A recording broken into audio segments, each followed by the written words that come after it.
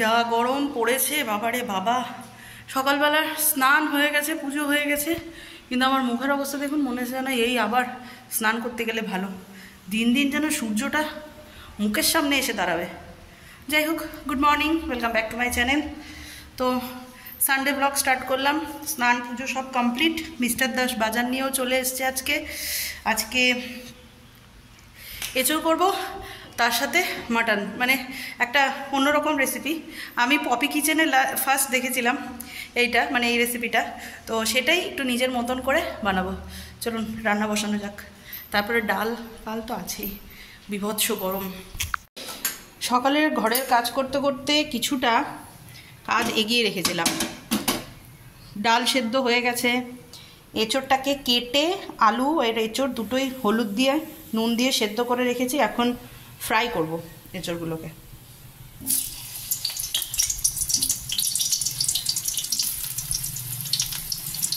এঁচোড় সবসময় ভেজে খেলে না টেস্টটা কিন্তু হেভি আসে।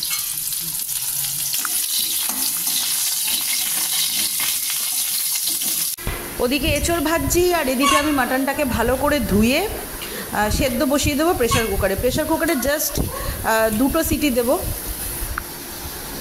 আর একটু নুন দিয়ে দিচ্ছি, আর একটু হলুদ দিয়ে দিচ্ছি, আর কয়েক কোয়া রসুনও দিয়ে দিয়েছি।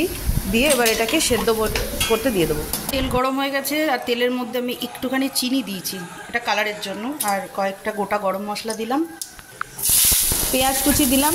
আর এই রান্নাটা কিন্তু আমি ফার্স্ট টাইম ট্রাই করছি, আমি এর আগে কখনো করিনি। মনের মধ্যে অনেক ভয় আছে যে লাস্ট অবধি এটা কী ঠেকবে, মানে খাওয়া যাবে কি যাবে না, সেই নিয়ে একটা বিশাল চিন্তায় আছি আমি। আচ্ছা, প্রসেস এখানে অনেকটাই এগিয়ে গেছে। পেঁয়াজ ভাজাও হয়ে গেছিলো, আদার পেস্ট, রসুনের পেস্ট, কাঁচা লঙ্কার পেস্ট, মশলা, জিরের গুঁড়ো, ধনের গুঁড়ো, লঙ্কার গুঁড়ো, হলুদ গুঁড়ো সব দিয়ে কষানো হয়ে, মানে হাফ কষানো হয়ে গেছে।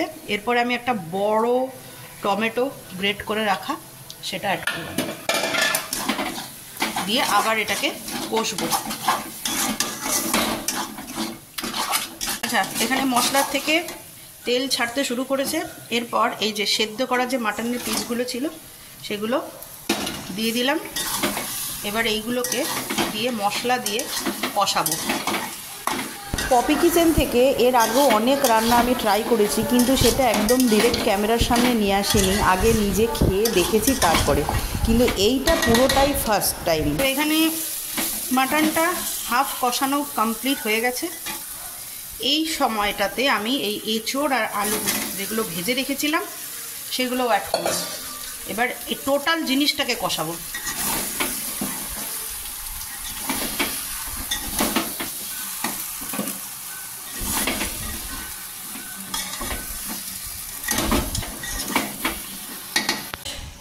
আজকেও বাজার থেকে ফেরার সময় তালের শাঁস নিয়ে এসছে। তো বাড়ির সবার খাওয়া হয়ে গেছে, আমার জন্যই রয়েছে ছোট্ট ছোট।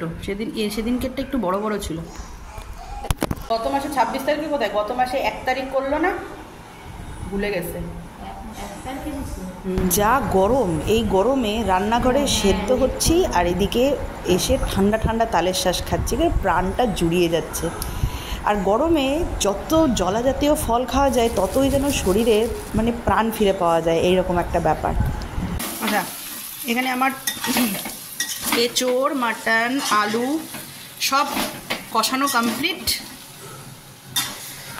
এরপর এই মাটনের স্টুটা, মানে এই যে সেদ্ধ করার যে মাটনের যে জলটা ছিল সেই জলটা দিয়ে দেবো।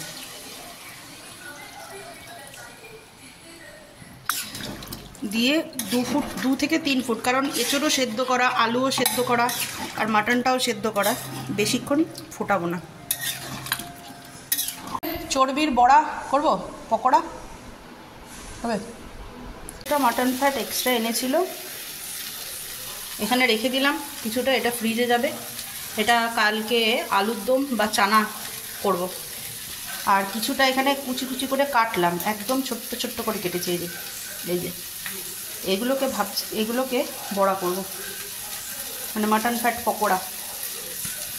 এটাকে ধুয়ে নুন হলুদ মাখিয়ে রাখবো, আর একটু লেবুও মাখিয়ে রাখবো।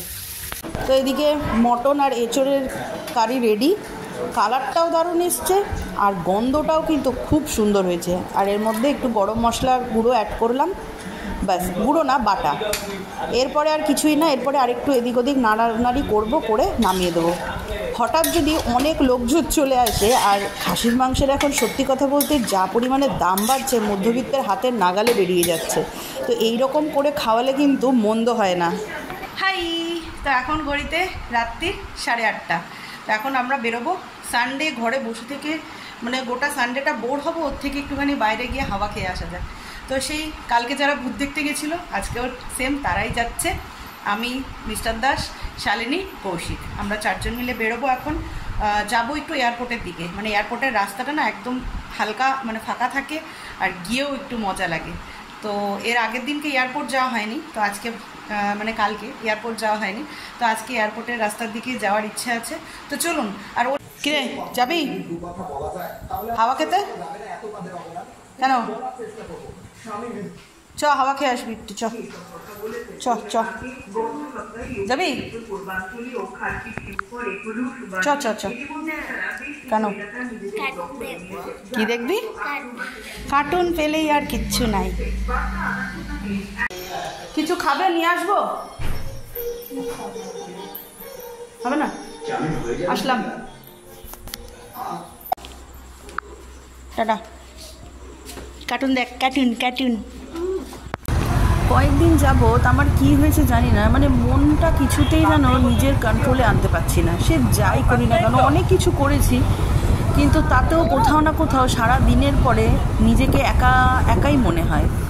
তো আজকে সত্যি বলতে আজকে এখন একটুখানি বাইরে বেরোনোতে মনটা একটু ভালো হলো। তো আমরা যেখানে আসবো ভেবেছিলাম চলে এসেছি, যেই জায়গাটা দিয়ে ঘুরবো। এই যে এটা হচ্ছে অন্ডাল এয়ারপোর্ট। আমরা না প্লেনে যাবো না কিছু, আমরা যাচ্ছি এয়ারপোর্টের হাওয়া খেতে। এই রাস্তাটা এত সুন্দর, হাওয়া যায়। প্লেনে চড়তে যাচ্ছি না, হাওয়া খেতে যাচ্ছি।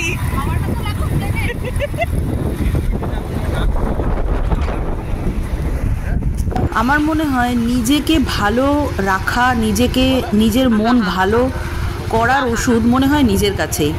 আমি অনেক ডিপ্রেশন, অনেক একাকিত্ব দেখেছি, এমনকি ভবিষ্যতেও হয়তো আরও দেখব, কারণ সংসার লাইফে এটা প্রত্যেকটা মেয়েরই কিন্তু পার্ট অফ লাইফ, ডিপ্রেশন, একাকিত্ব থাকা, এগুলো আমার মনে হয়। কারণ যারা সংসারে থেকে নিজের জন্য কিছু করতে পারে না, কিন্তু কোথাও না কোথাও মনে হয় যে নিজের জন্য কিছু করব, তাদের ক্ষেত্রে কিন্তু এইটা খুব বেশি করে কাজ করে। তো যাই হোক, তো নিজের ভালো লাগাটা কিন্তু নিজেকেই খুঁজতে হবে। তো সেই জন্য আমার মনে হয় একটা ভালো রেস্টুরেন্টে গিয়ে খেয়ে এলেই যে একাকিত্বটা ঘুচবে সেটা কিন্তু নয়।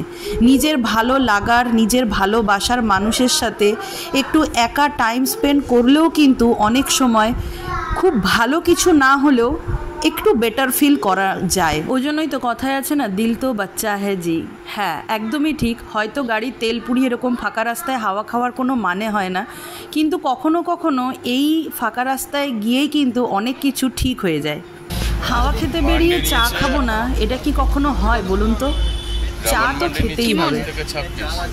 হ্যালো, আমরা এয়ারপোর্টের রাস্তা ভ্রমণ করলাম, করে এখন একটু চা খাবো, খেয়ে দেন আরেকটা প্ল্যান আছে, সেটা আমাদের বাড়িতে গিয়ে হবে। এক জায়গায় বসে একটু আড্ডা দেবো। 90 টাকায় 8 আচ্ছা, চা খেতে গিয়ে লক্ষ্য করলাম সামনের এই গাড়িটাতে চিকেনের দারুণ দারুণ জিনিস বিক্রি হচ্ছিল। তো ভাবলাম যে যখন এক জায়গায় বসাই হবে তো সেখানে একটু খাওয়া দাওয়া হবে না, এটা কি ভালো দেখায়?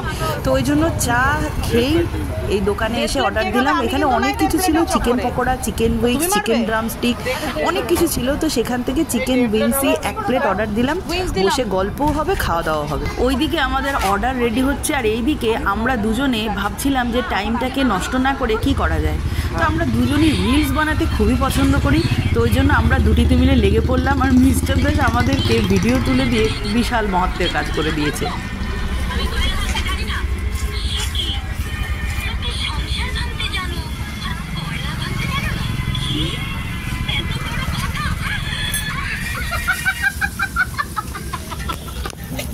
তো এখান থেকে চিকেন উইংস নিয়ে নিলাম, রাতে বাড়ি গিয়ে আমরা সবাই একসাথে একটু বসবো, গল্প টল্প আড্ডা টাড্ডা হবে, একটু খাওয়া দাওয়া, হালকা খাওয়া দাওয়া করবো, করে তারপরে যে যার বাড়িতে উঠলাম।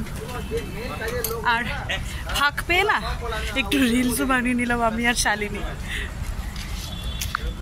বাড়ি ফেরার পথে বরের সাথেও একটা রিলস বানিয়ে নিলাম। বহুদিনের ইচ্ছে ছিল আমার এরকম রানিং বাইকে একটা রিলস বানাবো, তো আজ সেটা ফুলফিল হয়ে গেল। আর আজকের ব্লগটা এইখানেই শেষ করছি, দেখা হচ্ছে কালকের ব্লগে। তো ততক্ষণের জন্য সবাই সুস্থ থাকবেন, ভালো থাকবেন, সবাইকে ভালো রাখবেন।